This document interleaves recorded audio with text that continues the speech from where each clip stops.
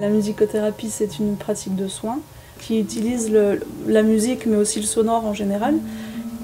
Donc le sonore, ça peut être des instruments, ça peut être la voix, des percussions corporelles.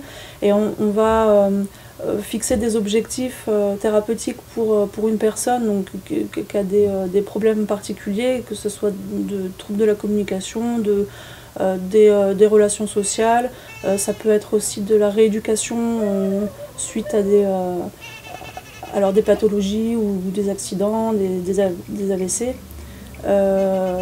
Et donc on va établir comme ça un lien avec la personne et progressivement, en suivant ses objectifs, tendre vers une amélioration, soit de travaux de rééducation, soit de favoriser la parole. Ou... Après on a plein d'objectifs possibles.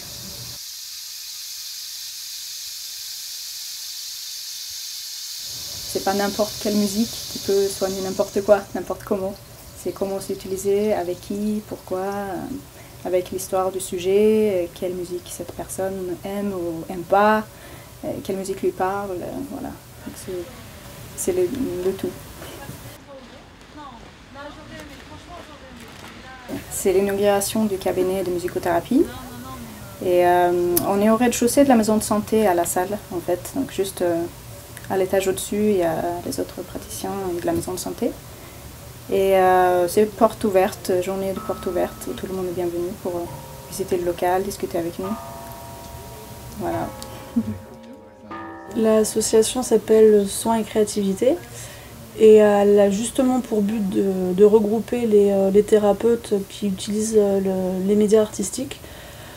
Donc les arts thérapeutes qui utilisent la peinture, la terre, la danse. Et ben justement de se regrouper, se fédérer un peu pour mieux connaître nos pratiques, pouvoir échanger, pouvoir faire des supervisions et aussi être en lien avec les institutions plus facilement. Sachant qu'on est dans un milieu assez reculé en Cévennes et que ça permet vraiment de faire du bien dans le coin. On rencontre les personnes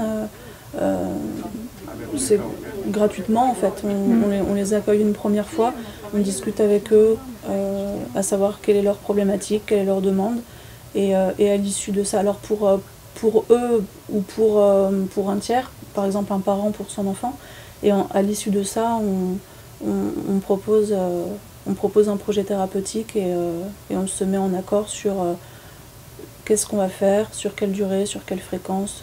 Voilà.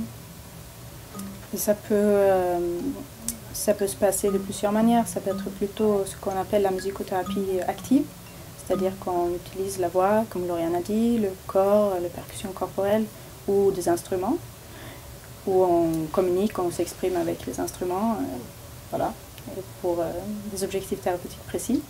Ou on peut utiliser la musicothérapie réceptive, où on utilise des écoutes de musique de manière différente.